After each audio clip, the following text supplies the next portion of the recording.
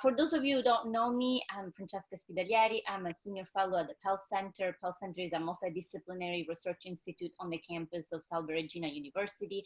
I'm also a cybersecurity consultant for a consulting firm down in DC, and I get to work with a lot of different companies, especially large, medium-sized, but also governments around the world. So I'm hoping that in the next 20 minutes, I can share with you some of the things that I've been discussing with a lot of our clients, both in government, federal agencies here in the United States, and some of the governments around the world and companies we've been talking, just like Todd said, they're sharing with us some of the challenges they're experiencing. Thank God for the internet, and thank God we all had connection. Let's remember that this is not something everybody, including in the United States, is able to do right now. It has become the main channel for all our human interaction. It is the primary way we're working, we're connecting, we're a family, with schools. I'm experiencing some of the same challenges that some of you have mentioned with kids and animals and pets and trying to work from home and homeschooling my child. And we need to remember that as this pandemic continues and disrupt global health, the economy, political and social system, it is also going to expose and continue to expose our companies to an unmitigated amount, volume, and scale of digital risk. None of us had anticipated any of this. A lot of the companies I work with that have business continuity plans, disaster recovery plans, did not consider this, did not anticipate a disruption of this scale, and they're struggling. Again, even larger companies. And when we talk about workers, I love that Todd brought the human factor in.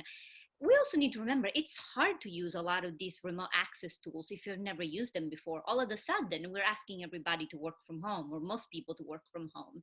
But they might never receive training. They might not even know how to use a lot of the tools that their company had, but did not train the entire workforce how to use.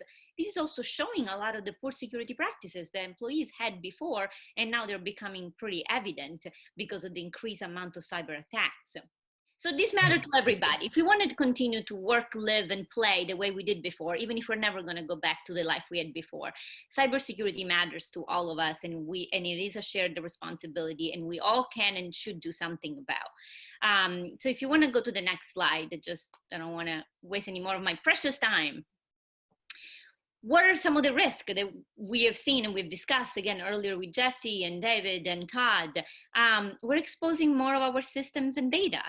As we shift to teleworking and we have all these different work from home arrangements, the volume and sensitivity of data that we're sharing and it's passing through all these cloud-based services is incredible. If you think about it, in the past 2 years, we had already created more data than ever in history. This has been actually counted, and now we're creating even more of that data because we are processing so much from home and sharing through all of our devices.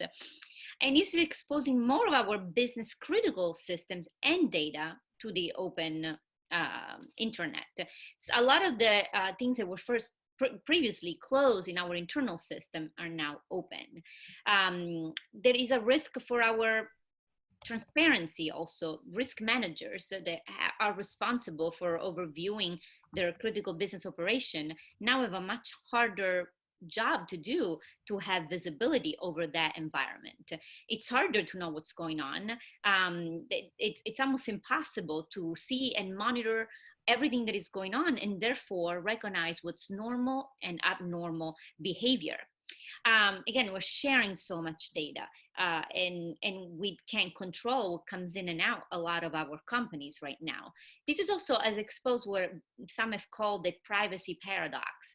Consumers see privacy as their main risk online, but they don't necessarily stop from freely sharing all their personal information. They still choose most of the time convenience over privacy. So we have that Alexa in the background. Are we asking right now? Well, I don't have one, but a lot of people do. Are we asking right now if it's listening to our calls as we're making sensitive calls throughout the day to our clients and business partners? If we have a lot of those home sensors and cameras, do we know whether they are actually looking at our computers or also monitoring some of our activities? What kind of security might be there? All of this is increasing the risk of data breaches. If we go to the next slide, Other risk. So we have heard, David mentioned some of the statistics. We've seen the biggest spike in cybercrime ever seen, and a lot of it's ransomware. We're seeing an increase in social engineering and phishing attempts. Jesse showed us some examples, but threat intelligence and antivirus vendors have reported that they've seen a 300 to 700% increase in phishing attempts. And usually these attempts are using emails, text messages, or fraudulent apps that provide supposedly coronavirus updates. I think we've all received some of those. I don't want to show you examples because I am so scared I delete all kind of potentially fraudulent messages, even if they weren't, because so much has been shared by families, grandparents. Have no idea how to recognize a phishing attempt versus a legitimate attempt. And in fact, the FBI, the US Secret Service, DHS, CISA, they've all put out alerts about these fraudulent messages that look like coronavirus updates from employers, healthcare organizations, business partners. And the goal is really to install remotely some kind of malware. They want to harvest your financial data, steal money, sensitive information, install keyloggers, or lock down your system with ransomware. The objectives are endless. On a side note, nation state actors are also using some of these same attack vectors, either to conduct espionage. In fact, the WHO, the World Health Organization, and other global healthcare organizations have been targeted relentlessly, especially by nation state actors, because they're fishing for information. They want to know when a vaccine will be available, if there are more information about the coronavirus have not been made public. Some of the more autocratic states are also using some of those tracking apps. These are legitimate apps that promise to track people with infection, and they're actually using it to track people and conduct surveillance. And we don't know, once you have those apps, and you're in China, Israel, other countries, whether those apps will continue to follow you forever and literally know exactly where you are, perhaps record your communication. So this is happening at the same time. So we're not just dealing with criminals, we're also dealing with nation state actors. Other issues that have been mentioned briefly, but these are a big pet peeve of mine. We're using more devices, and most of those devices are insecure. Most of our employees are connecting from home, probably from unpatched and unsecure devices. They're most likely using unsecure wireless connection to connect to the corporate network. And at the same time, a lot of the tools and cloud-based services and apps that we're using are under increased scrutiny. And so vendors are trying to release patches, but just in the past month, Microsoft and Oracle, so some of the two biggest vendors, have released the largest number of patches ever in their history. Microsoft, which I'm sorry to disagree with you, Todd, I am the least of their fans, continues to release poorly engineered products with the approach of build it fast and fix it later. The goal is to get that product and services out of the market as soon as you possibly can. And then you have Patch Tuesday, where you release all these fixes that hopefully a company has the bandwidth to update. But Patch Tuesday only leads to Vulnerable Wednesday. So now you have all this vulnerability out there. They're critical. Some are 0 days, and they can be re-engineered and exploited. So perhaps this can also serve as a wake-up call to think about the importance of having better engineered products. Congressman Langevin mentioned it as one of the many recommendations of the Cyberspace Solarium Commission. It is actually to have vendor liability for some of these products. They're now embedded in our critical system and critical infrastructure, and they're making the entire ecosystem more vulnerable. If we can go to the next slide. So other security issues, if this wasn't enough. So third-party vendors, think about it. I know some might be on this call. Even those, they offer cybersecurity practices. Don't assume that because they do cybersecurity for you, they're necessarily maintaining the same level of security for themselves. So it's okay to ask those questions. This is a good time to review your vendor agreements. It's a good time to evaluate and audit them. Ask those questions about their security practices. Do you know how they're transitioning to this new situation, to these new circumstances? Ultimately, a lot of those vendors have care, custody, and control of your most sensitive information. And if you are applying all the regulations, law, and security controls you're required to, you shouldn't ask anything less of your vendors.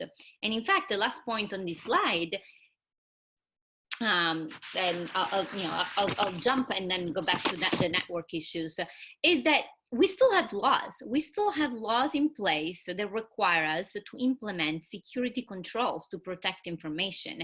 And those are not going away, and they must be followed, regardless of the perimeter of your enterprise. So even if people are working from home on their own devices, you still need to uphold whatever requirements is set in your field or sector. If you're in the financial sector, highly regulated sector. If you have any information about any European, you might not want to have my emails and personal information anymore. There's GDPR requirement. HIPAA right now, with all the personal healthcare information that are being shared. Now, on a side note, some of these big regulations are easing some of the requirements. They are trying to relax their enforcement because they understand that our companies are strained. But this doesn't mean that if a breach happens, or if, again, your network is compromised, the penalties will still be there. We still have requirements to notify breaches. So make sure you understand what sector you're in, what the requirements are, be familiar with the laws, and don't forget that even in these times, while we're distracted and handling so many other tasks at the same time, there are still security requirements that our companies are required to uphold. Back to my second point about, can you just stay here just for a second, because one of the other issues that we are discussing, we saw that what happened with Jesse that got off the call suddenly. All this mass movement of people from corporate network onto private residential network is putting a huge strain on the network provider. In the United States, Verizon, AT&T have seen their mobile and broadband network traffic blown out of way past any peak records it ever had before. They said before Mother's Day was the biggest day for phone calls. Now they see as many phone calls as they usually saw on Mother's Day every single day. Some of the smaller carriers are experiencing significant quality of service issues. Some are throttling or slowing down data when the network are congested, especially during peak hours. In Europe, Netflix had to downgrade service so that the streaming load on the residential loops wouldn't blow up everything. So is your organization prepared to surge with those bandwidth demand? The platform that your organization have and provide to the employees, can they handle that surge, that incredible volume of people accessing your tools and platform remotely? You might be causing a self-inflicted distributed denial of service attack, actually, if you haven't tested that remote connectivity, if you haven't done testing on a lot of the tools that you're offering remotely. Cloud capacity also is being strained. Microsoft Azure, AWS, Google Cloud, it's a great time to be in business. They're reporting 700-800% increase in the use of their cloud resources. But again, they're also being strained and they're being scrutinized by more people. In fact, here's the biggest elephant in the room. I'm sure you've all heard of all the issues that Zoom has been dealing with in the past few weeks. A great platform, it's quick, it's easy to use, it's efficient. However, security was probably not their first concern when it was developed. And in fact, we've seen Zoom bombing. I know they fixed a lot of the issues that caused that, but a couple of weeks ago, a lot of the class online lessons were being hijacked by internet trolls. They were taking advantage of some of these screen sharing ability that Zoom offers and the poor default settings, back to having poorly developed product, to broadcast pornographic images, images and other inflammatory language. There's been other security and privacy issues that have been raised by researchers in the past couple of weeks. There were several flaws discovered in Zoom default and install settings. They also saw that Zoom was actually collecting information about users. In some cases was sending some of the data to Facebook, even if you didn't have a Facebook account. And some researchers, Citizens Lab, also saw that some calls were being routed through China. Now Zoom has justified that because again, we're seeing this peak in traffic and it might just be a way to make the network works. Again, Zoom has patched a lot of these vulnerabilities. It has also updated its privacy policy. But nonetheless, all these cloud-based services have been scrutinized more as we've seen this surge in their use. So we can go to the next slide. So what can we do? So now we have all the bad news. We have heard from everybody. I think we need to use this as a wake-up call and think that just like this pandemic is requiring us to change our social habits. You know, we have to wash our hands regularly. We're changing our routines. We're social distancing.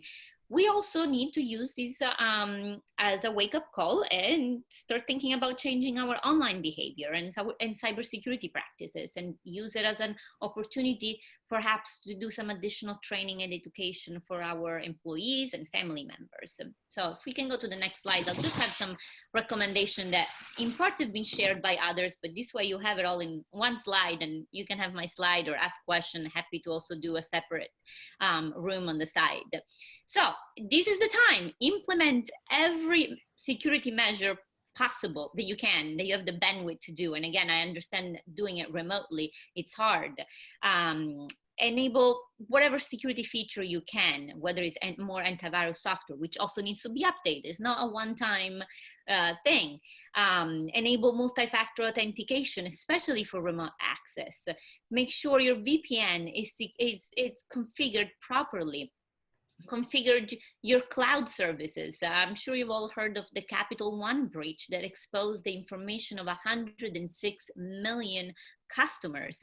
That was all because they did not properly configure the firewall on their cloud, on their Amazon Web Services cloud. So might be a good time to do some of those homework. Somebody mentioned before about you know, the use of third-party emails.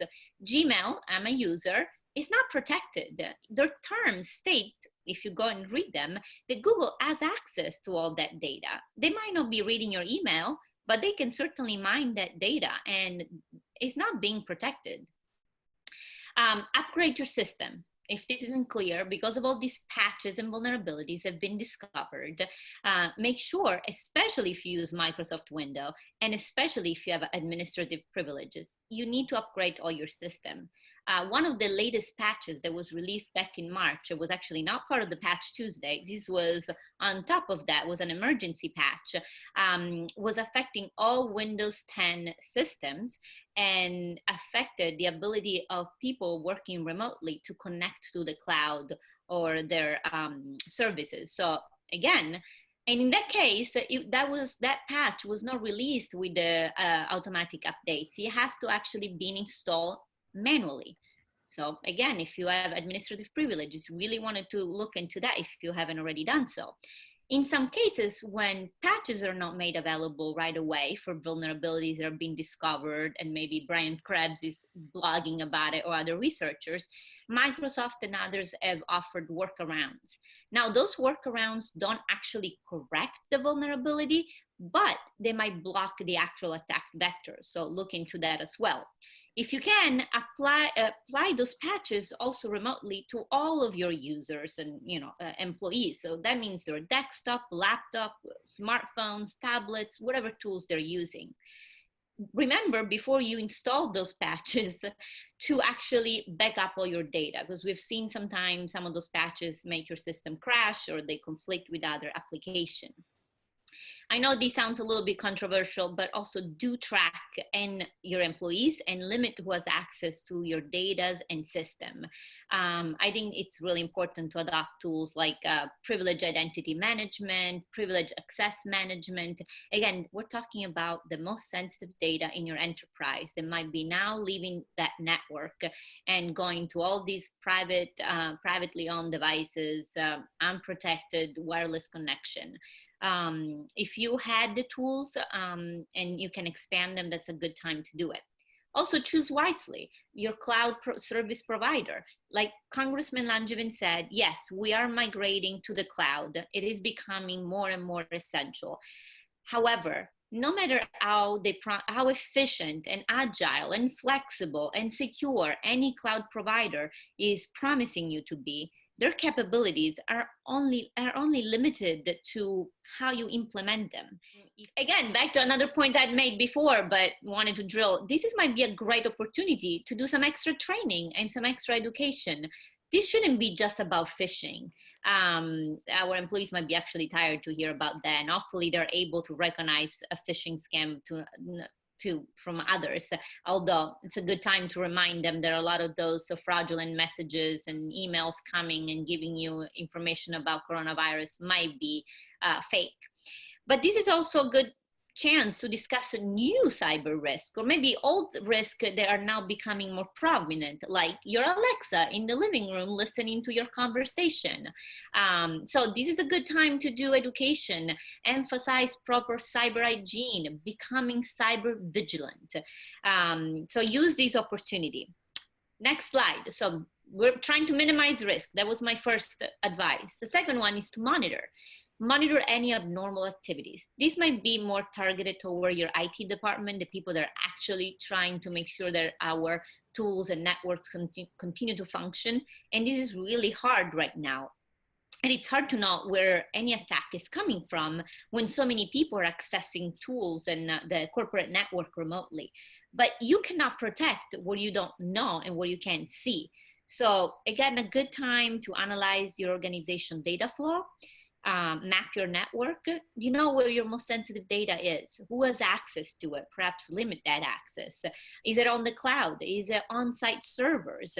Who has access to it? How is it being protected? Can you monitor all the different endpoints and access points? Can you still log user activity? You're gonna need all of this if, God forbid, there is a breach, but also to prevent something bad from expanding to the entire network and propagating.